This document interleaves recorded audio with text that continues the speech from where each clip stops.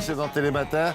Yann Lavoie va vous le prouver. Certains vêtements peuvent faciliter la vie de nos compatriotes, parfois un peu mis à l'écart du fait de leur handicap. C'est le cas des non-voyants. Vous allez voir des vêtements ici, vous apercevez peut-être des petits points blancs, et ça sert évidemment à lire, ou des petits points noirs. Yann va vous expliquer. L'idée de la créatrice, au début, c'est effectivement de se dire pourquoi mettre des gens sur le côté lorsqu'ils achètent leurs vêtements, qu'ils ne peuvent pas voir la couleur, qu'ils ne savent pas forcément la taille, comment aller chiner. C'est difficile. Elle a pensé d'abord à des étiquettes que vous voyez ici. C'est simplement l'alphabet braille que vous voyez. Mais sur ces étiquettes, tous les éléments techniques y sont. Comment on lave, si c'est du coton. La même chose que pour les voyants. Exactement, la même chose. Donc vous allez pouvoir avoir quand même savoir quel vêtement vous êtes en train de prendre. Ouais. Et puis ensuite, elle s'est dit, regardez comme c'est joli finalement, d'arriver à poser du braille sur votre vêtement. Et puis ça, on peut en faire un langage universel. Vous savez que d'ailleurs, le braille est universel. Hein, que vous soyez allemand, américain, le braille est le même.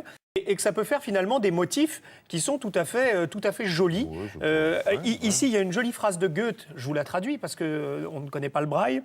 Quoi que tu rêves d'entreprendre, commence-le. L'audace a du génie, du pouvoir, de la magie. C'est signé Goethe. Voilà tout ce qui est écrit ici en braille. Il y a parfois des formules comme ça sur des t-shirts et les non-voyants ne le savent pas. Bon, alors ça leur permettra de lire aussi ce qui figure sur certains t-shirts. Et l'idée aussi, et vous allez le découvrir avec cette créatrice, c'est d'essayer vraiment de taper dans l'universalité, d'essayer de rapprocher les uns et les autres avec un vêtement qui parlerait à tous.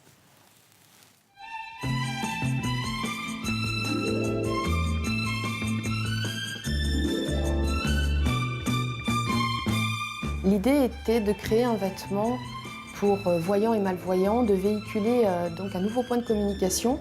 Il existe aujourd'hui deux écritures, l'écriture donc noire, la traditionnelle pour les voyants, et l'écriture braille. Mon idée, c'était de créer une synergie, de se dire voilà, quand tu t'habilles le matin, tu peux tout simplement porter toi en tant que voyant un vêtement qui lui donnera une liberté et un confort aux non ou malvoyants.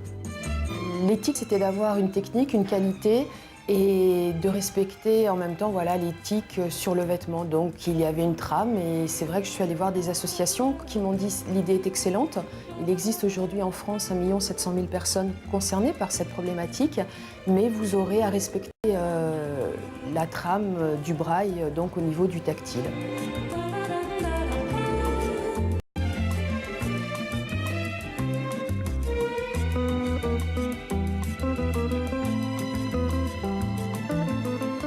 Quand on est malvoyant, on a besoin donc d'un contraste des couleurs à 70%. Et j'ai tenu compte sur la collection d'avoir le respect des couleurs, des contrastes et en même temps, et là c'est ce qu'on voit sur mon t-shirt, habille-toi d'un sourire. Je suis restée, c'est vrai, dans une dynamique assez classique pour permettre aux malvoyants de comprendre son texte.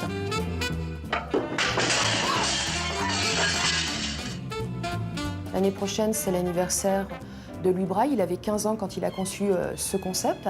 Et je pense que ça a un intérêt à toute personne de pouvoir reconnaître ce mode d'écriture. Le prétexte pour faire le clown, vous, dans les reportages. Mais c'est pas beau de vieillir quand même. Je viens de me voir, c'est pas joli. Et vous avez détourné le sens, n'est-ce pas, premier de ce vêtement. Non, pas du tout. 1 700 000, c'est ce que disait Marie, de personnes non-voyantes ou malvoyantes. Et effectivement, il y aura l'anniversaire du bicentenaire de Louis Braille qui aura lieu toute l'année prochaine.